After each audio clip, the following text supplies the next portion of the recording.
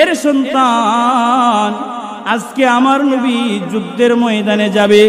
যদি যুদ্ধের ময়দানে আমি যাইতে পারতাম, অথবা আমার প্রাপ্ত বয়স্ক কোনো সন্তান থাকতো, তারে যদি পাঠাইতে পারতাম, তাহলে আমি শহীদের মা হইতে পারতাম। ময়দানে মাহশরে আমি শহীদের মা বইলা দাঁড়াইতে পারতাম। সুবহানাল্লাহ। মায়ের এমন ইমান দীপ্ত কথাগুলো শুনে সন্তান বলে, রে মা, কান্নার কোনো কারণ নাই। আমি আপনাকে ওয়াদা দিচ্ছি, আমি আগামীকাল সাহাবীদের সাথে যুদ্ধের ময়দানে যাব। সুবহানাল্লাহ। সকালবেলা মসজিদে নববীর সামনের যে মাঠ, আমি 3 মাস আগে উমরাতে গিয়েছিলাম বাবা, আমি দেখেছিলাম সেই মাঠগুলো। আর এই ঘটনাগুলো যখন মনে পড়তেছিল, খুব কান্না আসতেছিল। সাহাবায়ে কেরাম কোথায় বসেছিল? আসহাবে সুফফার জায়গাটা দেখেছি, রিয়াজুল জান্নাহ দেখেছি। সাহাবায়ে কেরাম কোন জায়গায় বসেছিল, নবীজি কোন জায়গায় হেলান দিয়ে সব সময় উহুদ পাহাড় দিকে তাকায় থাকতেন।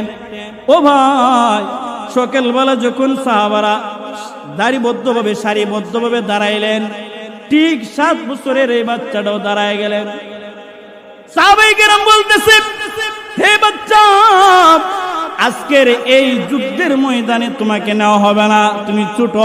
বাচ্চা বলে, না, আমি তো যাবই। সাহাবীদের সাথে ওই বাচ্চার তর্ক চলতেছিল, চেঁচামেচি চলতেছিল। এক পর্যায়ে নবীজির কানের মধ্যে তাদের আওয়াজ পৌঁছে গেছে। এবার নবীজি ওই বাচ্চাটাকে ডাক দিয়েছে, পাশাপাশি তার মাও সাথে গেছে।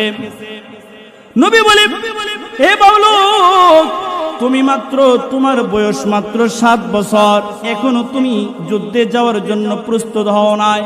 আমি তোমার জন্য দোয়া করি, তুমি বড় হও, তারপরে তুমি যুদ্ধের ময়দানে যাও।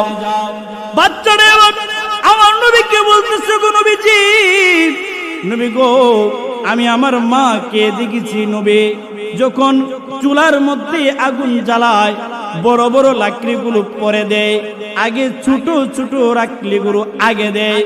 ওগো নবীজি, যখন যুদ্ধের ময়দানে কাফেরদের সাথে মুসলমানরা সামনাসামনি আসবে, নবী গো, আমাকে আপনি সামনের কাতারে দিয়া দিবেন, আমাকে তারা শহীদ কইরা যুদ্ধের দামামাটা আগুন জ্বালায় দিবে। সুবহানাল্লাহ। নবী বলে, তোমার জন্য দোয়া করি, তুমি আজকের জন্য যায় না। পাশ থেকে মা বলতেছে, গো নবী, আমি আমার সন্তানটাকে যুদ্ধের জন্য আনি নাই,